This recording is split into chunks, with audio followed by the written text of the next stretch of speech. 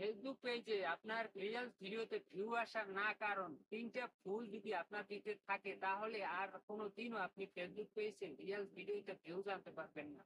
এই সমস্ত ভুল যদি ৩টার ভিতরে একটা ভুল যদি আপনি করে থাকেন তাহলে আপনি সারা জীবন ফেসবুক পেজে ভিডিও আপলোড দিয়ে যাবেন, কোনোদিনও আপনার ভিডিওতে ভিউজ আনতে পারবেন না। ১ নাম্বারে আপনি যদি রিলস ভিডিওতে হ্যাশট্যাগ ব্যবহার ক্ষেত্রে যদি ভুল করেন তাহলে কিন্তু আপনি কোনোদিনও আপনার রিলস ভিডিওতে ভিউজ আসবে না। কেমন? আপনি যদি ভয়েস ভিডিও বানান বা ফেসবুকে খুঁটিনাটি নিয়ে কথা বলেন, আপনি যদি ফেসবুকের গাইডলাইন অনুযায়ী হ্যাশট্যাগ যদি ব্যবহার যদি না করে থাকেন, তাহলে কিন্তু আর কোনদিন আপনার ভিডিওতে ভিউজ আসবে না। তেমন কিরকম হ্যাশট্যাগ ব্যবহার করতে হইবে? ধরেন আপনি ফেসবুকের বিষয়ে জানাইছেন যে আসলে এই দিলে ভিডিওতে রিলস ভিডিও আপলোড করলে আপনার বেশি ভালো পরিমাণ ভিউজ আসবে। সেরকমই আপনার বাংলায় লেখেন দরকার হয় আপনি হ্যাশট্যাগ গুলো দিবেন না। আপনার ইংলিশে হ্যাশট্যাগ গুলো দেওয়া লাগবে না। অনেকে বলে মিলিয়ন যে সমস্ত হ্যাশট্যাগ রয়েছে যেগুলো মানুষ সাধারণত মানুষ ব্যবহার করছে এবং কোটি কোটি মানুষ ব্যবহার করছে সেই হ্যাশট্যাগ গুলো ব্যবহার করতে বলবে মানুষ।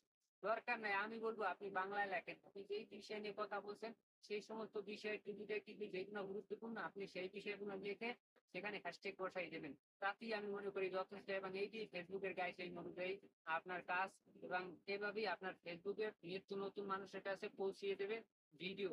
২ নাম্বারে আপনি যদি মনে করেন ফেসবুক পেজ থেকে যদি টাকা ইনকাম করতে চান এবং আপনি যদি আপনার ফেসবুক পেজে কনটেন্ট মনিটাইজেশন পেতে চান, তাহলে আপনি কোনদিন এই ভুলটা করবেন না। তাহলে কিন্তু আপনাকে কোনদিনও কনটেন্ট মনিটাইজেশন দেবে না এবং কি আপনার ভিডিও ভাইরাল হবে না। আপনি যদি স্টারের আশায় অ স্টার যারা দেয় তাদেরকে আপনি যদি প্রতিনিয়ত কমেন্ট করে দেন এবং কমেন্টে আপনি যদি আরো অনেক ৩ টে মানুষকে আপনি যদি বলে থাকেন যে ফলো টু ফলো, হ্যাঁ, সাপোর্ট করেন। আমি আপনার ভিডিওতে লাইক কমেন্ট করে আসছি। আমার ভিডিওতে আপনি লাইক কমেন্ট করবেন। আমি আপনার পাশে আছি। আমার পাশে আপনি থাকবেন। এই সমস্ত কমেন্ট থেকে বিরত থাকবেন। কারণ এই সমস্ত কমেন্ট যদি আপনি করে থাকেন তাহলে কিন্তু আপনাকে ফেসবুক আপনাকে একটা লিস্ট মানে আপনাকে একটা চিহ্নিত করে রাখবে যে আপনি ফেসবুকের গাইডলাইন মানতেছেন না। ফেসবুকের একটা যে আছে যে গাইডলাইন আছে এবং কমিটি আছে যে আসলে কিভাবে কি কাজ করতে হবে ফেসবুকে, ঠিক আছে?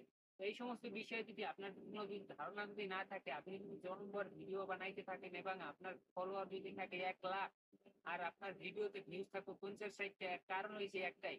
আর দেখবেন যারা নতুন অবস্থায় ভালো একটা কমেন্ট করতে পারে না কিছু না, তারা কিন্তু ভিডিওর দিকে ফোকাস দিয়েছে। সুন্দর, সুন্দর ভিডিও বানায় এবং সে কিন্তু নিয়মিতভাবে ভিডিও আপলোড দিতে আছে। আপনিও যদি ভিডিও বানান, আপনার অতিরিক্ত ভিডিও বানানোর দরকার নেই। আপনার ৩ নাম্বার ভুল হইছে ভাইয়া। আপনি দৈনিক ৫টা ৭টা ভিডিও আপলোড দেন, আবার কিংবা ২-৩ দিনে আর কোন ভিডিও আপলোড দেওয়ার ধারে কাছে যান না। আপনার ফেসবুকের গাইডলাইন অনুযায়ী আপনার প্রতিদিন অ্যাক্টিভ থাকতে হবে কিরকম? আপনার মানুষের ভিডিও দেখতে হবে না, এমন কোন না যে মানুষের ভিডিওতে কমেন্ট করতে হবে এমনও না। আপনার কিভাবে অ্যাক্টিভ থাকতে হবে, ফেসবুক কিভাবে বলবে যে আপনি অ্যাক্টিভে আছেন এবং নিয়মিতভাবে কাজ করে যাচ্ছেন।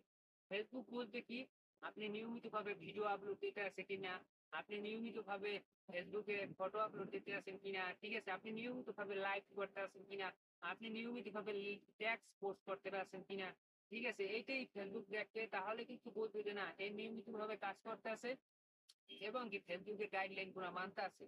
এর ভিডিও গুলা সাজেস্টে নিয়ে যায় এবং আপনি যদি মিথ্যা সম্প্রচার করে থাকেন, আপনি ফেসবুকের গাইডলাইনের বিষয়ে জানতে হবে। আপনি এছাড়া যদি ফেসবুকে যদি আপনার যে মিথ্যা প্রচার করবেন এতে কিন্তু ফেসবুক পেজ আপনাকে বুঝে যাবে যে আপনি বুঝেন না যে এখান থেকে আপনি কিছু চুরি চেষ্টামি করে হারিয়ে যাইতে পারবেন। এখানে কোনোভাবেই আপনি পারবেন না। আপনার ভিডিও যদি আপনি কোনোভাবে যদি কোনো খারাপ কথা এবং খারাপ ভিডিও আপলোড দেন, দেখবেন আপনাকে সেখানে একটা কপিরাইট বা স্ট্রাইক বা যেকোনো একটা কিছু ধরাই দেবে। তাই আপনি ফেসবুকের গাইডলাইন বিষয়ে যদি একটু ভালো করে জেনে কথাবার্তা বলেন তাহলে কিন্তু আপনি ফেসবুকে অতি তাড়াতাড়ি সফল হবেন এবং আপনার ভিডিও গুলো ভাইরাল হবে এবং কনটেন্ট মনিটাইজেশন পাবেন। ধন্যবাদ। সবাই ভালো থাকবেন।